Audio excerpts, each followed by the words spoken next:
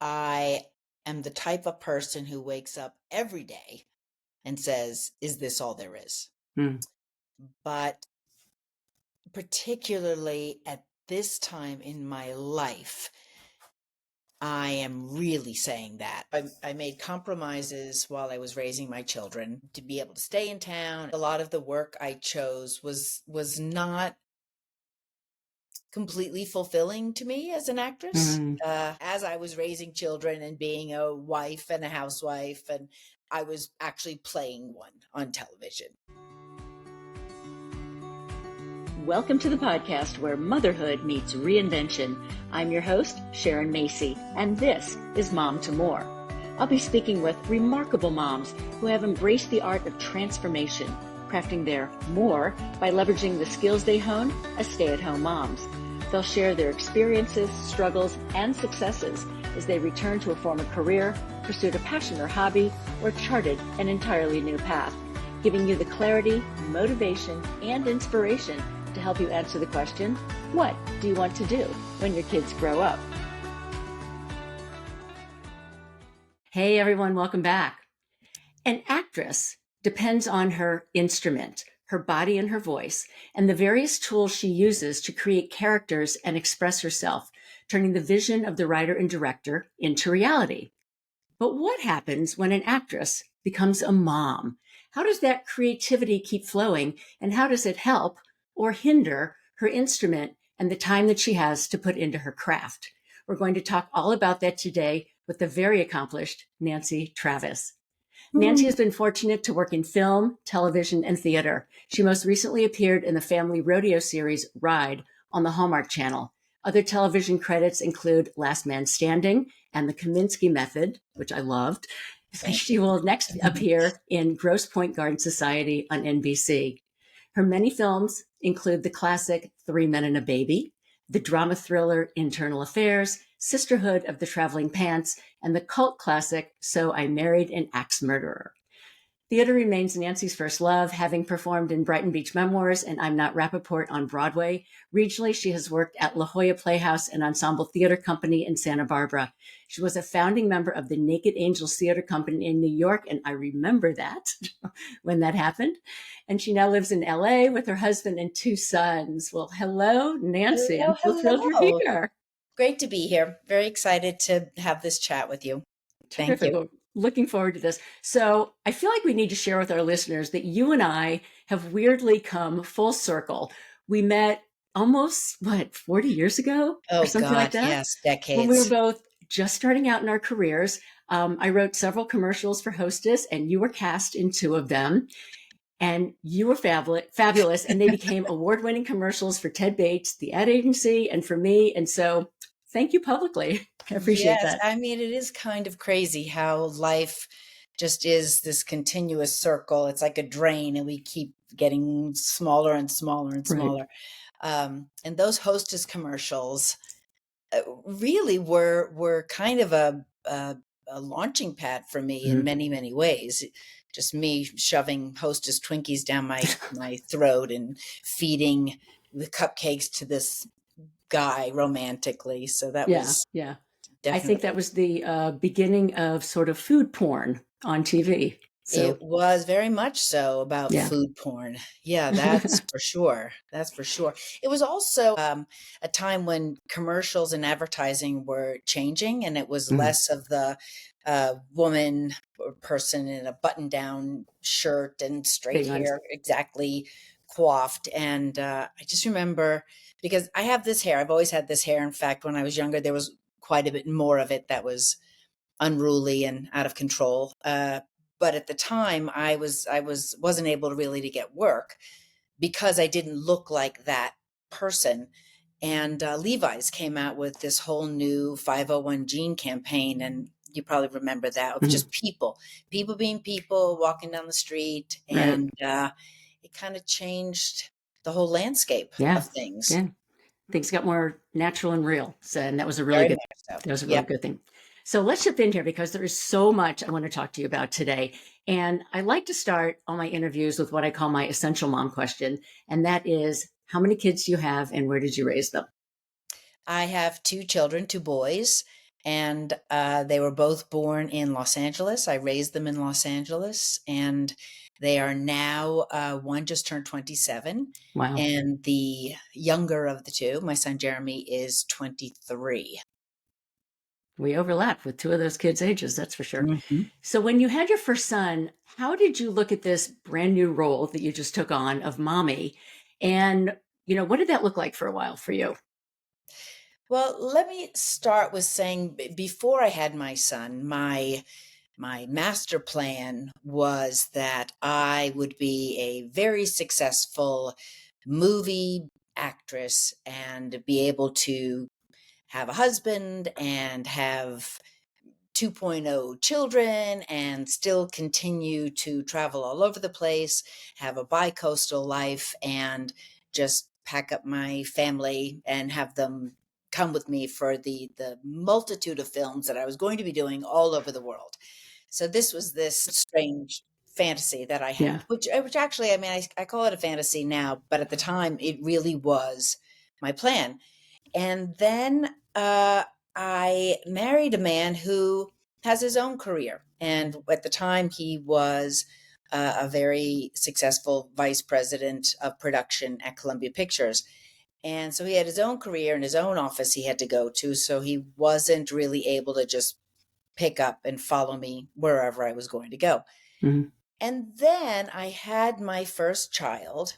And the truth is, it changed everything because suddenly the idea of packing him up and just carting him around all over the place to be left in the care of nannies who I would have to pack up and travel with me Mhm. um, wasn't really feasible or wasn't really even something I wanted to do. And I did try it for a bit. And I also tried the opposite, which was hiring people to stay home with him while I Mhm. went off for 4 months to do things and flew back and forth, which was heartbreaking and horrendous for me. Mhm. So it definitely was a dilemma, and I had to reconfigure things. Right. The truth is, I didn't want to give up working, but this formula was not going to be practical. I appreciate that. And you did take some time off with your first son. Mhm. Yeah.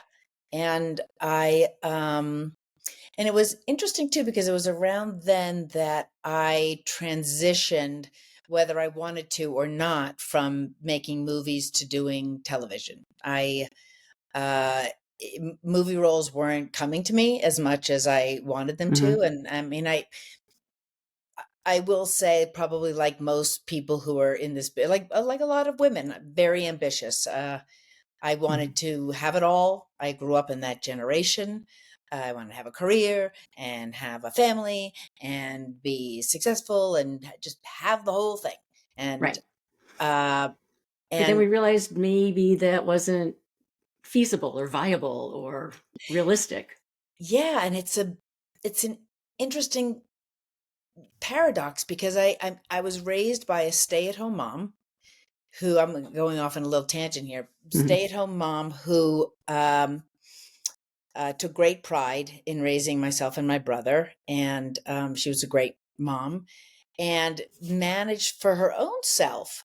After we left home, she went back to school and she ended up getting a bachelor's degree and then went on to get a master's in social work. So that was her sort of mom story, but her credo to us was always never settle, and particularly for me as a Mhm. daughter, never settle, have it all, shoot for the hilt because you can have it all. You have this opportunity, and in a little way, maybe she didn't overtly say it, but I definitely felt it. I was to carry the baton for her and Mm. cross the finish line because she felt limited in her choices and her options. Right. So I really felt that it's a freedom and it's also a bit of a pressure.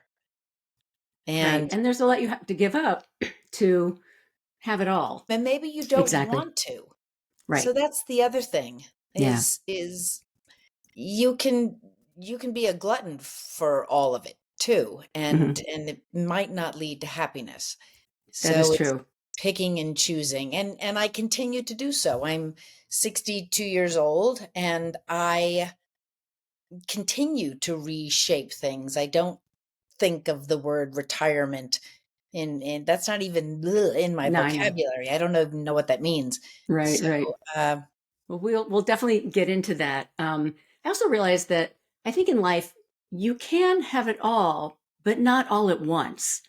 And so trying to do everything all at once can be too crazy and overwhelming and and probably not healthy to be that superwoman, which we all know doesn't really exist. When you had that transition from TV to sitcom, that happened what, after your second son? no, that happened actually right before my first son. Oh, okay. And I remember at the time, film actors doing television was a step down.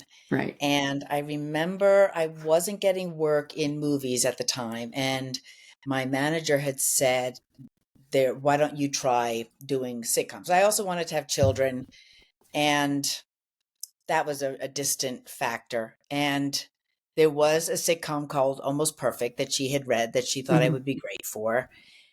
And I got that show, and it was a huge blessing in disguise because it filmed in Los Angeles. My hours were very manageable, and I was able to uh, work on having children, which was a bit difficult for myself and my husband. We had to go Hmm. through some IVF procedures, and had to be here for that. Right. Right. And and then when that ended, by then I had had my first son and took a break for about 6 months or so, uh, and then continued to pursue sitcom television, things that were in Los Angeles that kept me Hmm. home. And it was very manageable and very workable.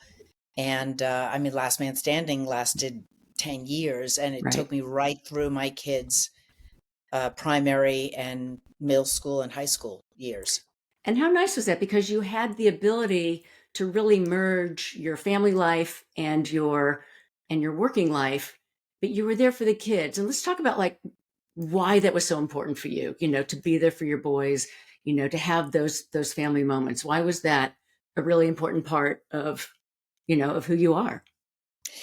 Well, I mean, first of all, I'm very family oriented, and also I want to be in control of what's happening with my family and with my Yeah, children. I am the that's person that, definitely a mom thing. Right? oh, yeah, but I Yeah. organize everything. I plan everything. I cook. I do everything. Uh, but I also, as my children grew up, they needed me more and more. And my husband was very hands-on and still continues to be, but he also worked.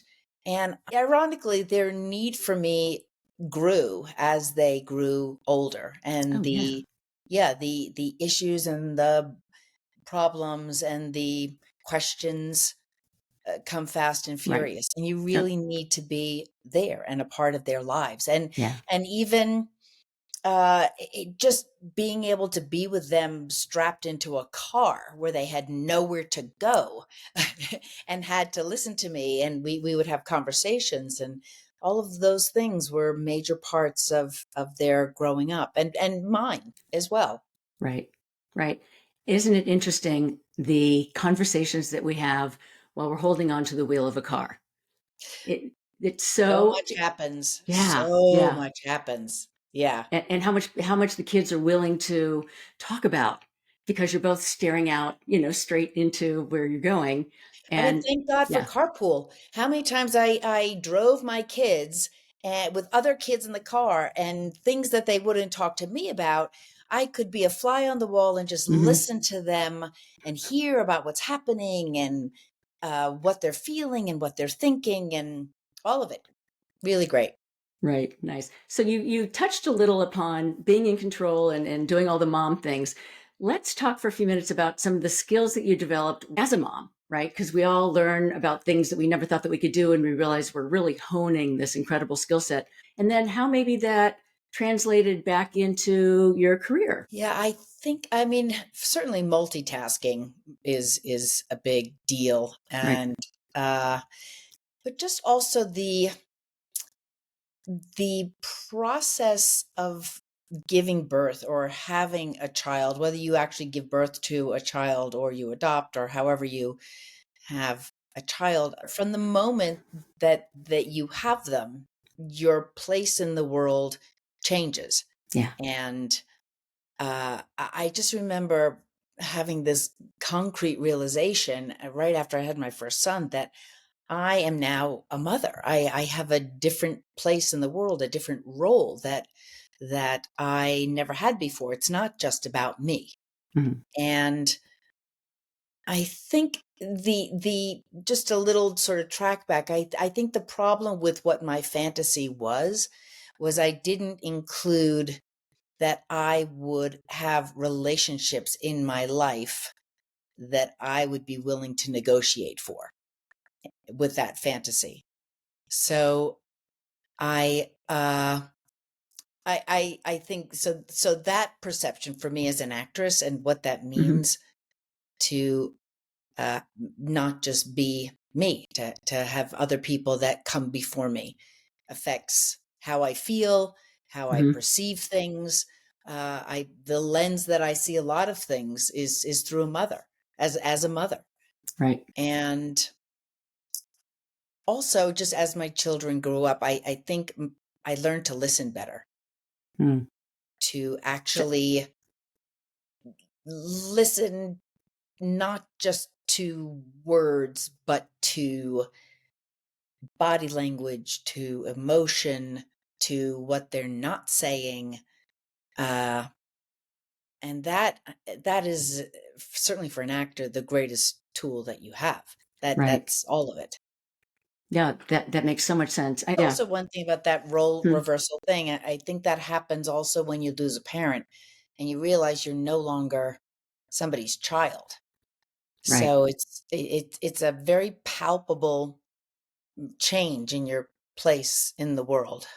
Yeah, and it's interesting you say that because within the last few months, I actually lost my father.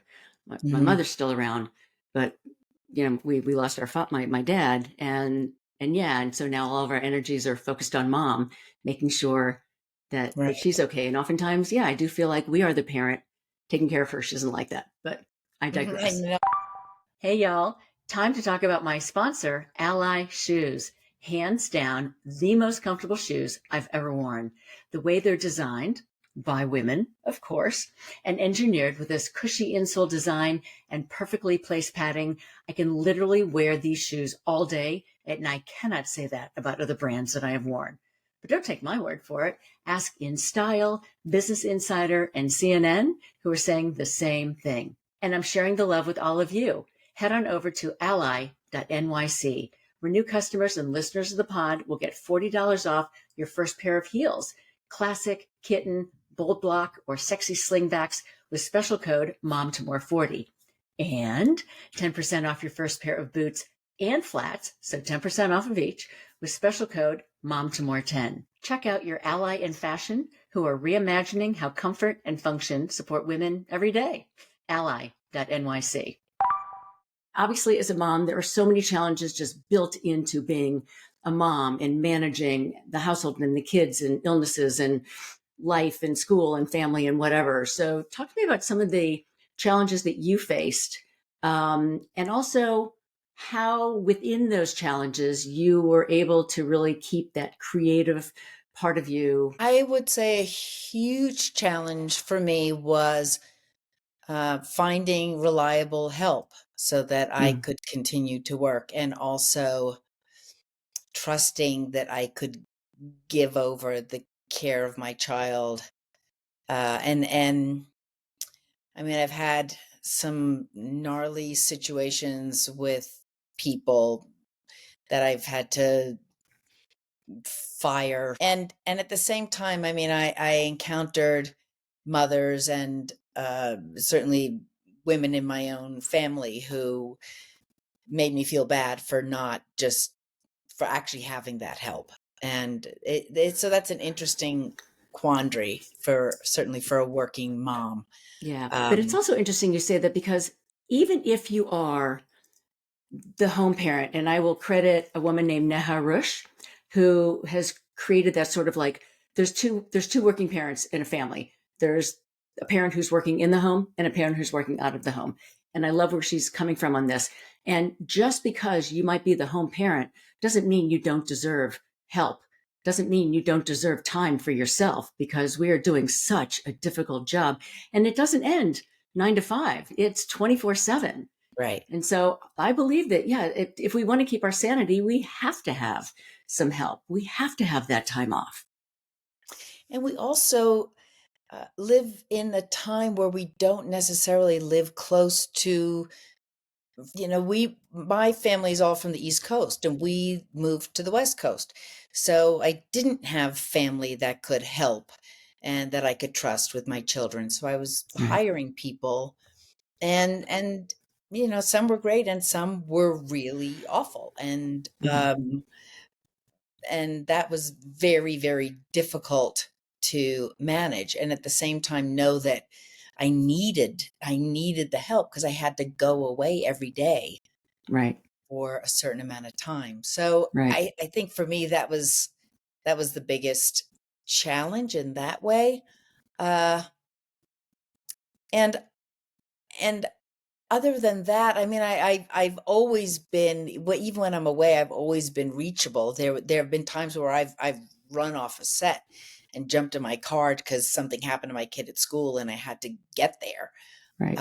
So I've always made sure I had, and even if that wasn't permissible, and it isn't because let's face it, I mean, the world of Hollywood and employment is really kind of structured around men who True. just work 24/7 and Well, not have enough that's a responsibility. whole other discussion. That Yeah, it's a isn't the whole other world structured it's around, around that. men Yeah. and their schedules. Women have we have a whole different energy. We have a whole different, especially as moms, we have a whole different schedule And it's discussion still together. we Yeah. really haven't figured it out. I mean, I worked on Yeah. something where the actress had her own nursery set up um, on the lot, and it still doesn't quite work. You're still packing up a child and a staff, and it just is very, Yeah. very difficult to juggle. It's just very hard to have both at the same time. You've lived that. So I know you say that with experience behind you on that one. So I wanted to ask you something. Obviously, you're an artist. Talk to me about creativity and that, I think, what we'll call yin yang of being a mom and an artist. How did that change with your boys, and how did you channel that different energy that you had? I think as an artist, I mean, certainly with my children, and I don't think this is necessarily particular to artists, but it's trying to raise them to see the world the way Mhm. that you see it. And it's not necessarily opinions, it's just uh how to perceive things, how to have an appreciation for things, and how to have a perspective Mhm. on things. And not to be weird and cliche, but just to be able to look at a beautiful day and appreciate that, and Mhm. or see something, and that's painful, and absorb those emotions and have a certain connectivity to things that and have them realize it. So Mhm. it's not to say that children or people aren't emotional, but sometimes uh we aren't aware of it, if that makes any sense. Yeah, it's Um, interesting. Yeah. and I mean, I endeavor to do that. I have, and I think both of my sons can appreciate that. They have no interest in doing what I do. Um, And do you like one, that or do you not like that? it doesn't matter either way. Mhm. To me, if they wanted to be artists or actors, I would support it. And if they don't, it's great. I really feel like pursue your true love, Right. and whatever turns you on, go for it. And I think that's the same ethos that my mom had. If you really want to be an actress, even though it's hard and the chances of success are really slim, at least get a degree, but go for it. Right. And I think you have to give your children that. A lot of stay-at-home moms that I've spoken with, and I will include myself in that group. I'm totally raising my hand. We have that moment where we look into the mirror one day and ask, "Is this all there is? Like, Mm, is this it for me?" And then, since you were lucky enough to integrate your home life with your work life, challenges included, have you experienced that weariness? And maybe it's business related. And how do you keep expressing yourself in a way that is uniquely Nancy? Great question. I think I am the type of person who wakes up every day and says, "Is this all there is?" Hmm. But uh, particularly at this time in my life, I am really saying that. And I am looking at, so I made compromises while I was raising my children. Hmm. And I think for me creatively, in order to be able to stay in town and have this type of schedule, uh, I I feel like a lot of the work I chose was not completely fulfilling to me as an actress. Hmm. And I call it being charming for the man. So I've spent the irony is I've as I was raising children and being a wife and a housewife, and I was actually playing one on television. That's true. So I was mirroring So, that, so you and were living that line that says, "I may not be a doctor, but I've played one on TV." Or I could play yes, one. I could play one on TV. Yeah, and I had to be very careful about going to set and talking about things that were happening at home, because the following week I would find it in a script. So oh I God. had to keep the two worlds apart. Okay. Uh, but I mean, also there were conversations where the writers might have written something for me to say or do, and I knew from my experience in my life, this is not how that kind of stuff goes down. This is not, no mother would say that to her kid, or react that way, or just let something like that happen and not step in. So were you So able to counter back and just say, "This is so not real"? yeah. Oh, yeah. Yeah. Okay. And sometimes it was fixed and sometimes it wasn't. So I had to always kind of Hmm. zhuzh it and adapt it, knowing that the sitcoms that I was in were fiction. Yeah. Uh, and at this point in my life, I really feel like it's about being charming for the man, and just wanting to realize other things, and eh, that I am creatively good at or want to be good at. And I always just thought I will be an actress until the day that I die, and I'll probably die on stage, and that would be fine with me. And God forbid, I don't even want to put what. No. Uh, but I also feel like I don't want to be bound to a business that is hard. It's hard. Yeah. It's cruel, kind of, to women, and it's ageist, and I just don't want to be um, sort of chained to it, so that it Hmm. affects my the way I see myself, and even more so the way I express myself. So Interesting. I Yeah. am exploring writing, and which I really really enjoy, and I realize I've been writing my entire life, but I haven't tried to structure it in any way. You have just set me up for the next question I was going to ask. Where our time is drawing to a close, and I love to ask all of my moms because they're so extraordinary and everyone has such a uniquely different answer. And that would be, since this is the Mom to More podcast, Nancy Travis, what is your more? My more is to continue to grow creatively and discover things about myself that I did not realize, and to never, ever stop being curious and growing and developing and reaching and pursuing. I mean, just, I would never want to just be on a golf course and that's it. No dissing anyone who likes to play golf. Yeah, which I do. I actually play golf, but I do a lot of other things on top of it. Exactly. But it also sounds like your more is also going to include more writing. A lot more writing, and I don't even know where that will lead. It may lead to a whole new career. Right. It may lead to even going back to school. I flirt with all of these things that would feel fulfilling and thrilling and risky. So that's the other thing. And you know what I love about what you've just said, Nancy, is that you definitely have a growth mentality. And that is so important, I think, as women, as we get older, to keep wanting to figure out, like, what is the next challenge? What can I do to learn more, to grow more? And yeah, I went back to school over the pandemic. It's not easy. Everything's online now. I'm like a tech boob.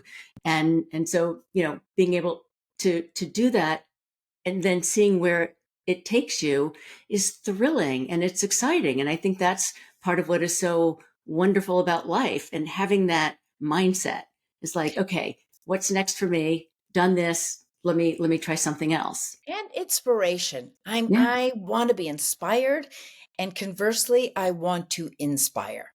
So if what I put out there, whether as an actress or a writer, inspires somebody else or changes how they think or who they are, then that's a win. And I think that is a beautiful place to end our conversation. But before we go, I wanted to ask you, where can our listeners find you online? Do you have an upcoming project? Tell us about that. Yeah, so I'm on Instagram at Nancy Travis Official. And that's the only social media I'm on. And I'm about to go to Atlanta to start filming a new show for NBC called Grosse Pointe Garden Society, which I'm very excited about. It's a dramedy, like a Desperate Housewives kind of show. Oh, fun. And I also was just in Mexico City in a new show for Amazon called El Gato, which is exciting. So many adventures. And I'm also writing a memoir and a book of personal essays. So you might see that hopefully soon as well. So when the book comes out, we'll have you back on. Thank you. Nancy, this has been so much fun. It has been so lovely to reconnect with you after all those years, and have followed you. I love what you've done. But thank you for sharing this other mommy side of you. I really appreciate that. And I know my listeners will too. So thank you for that. My pleasure. And it's great to reconnect. And this is great that you're doing this as well. So sharing your growth and your life changes. Before I sign off, a quick favor. Following the Mom to More pod means you'll never miss an episode, and it really helps the show to grow. And if you'd be willing to leave a 5-star rating and review and share an episode with another mom, I'd be super grateful and appreciate your support. Thanks for listening, and see you next time.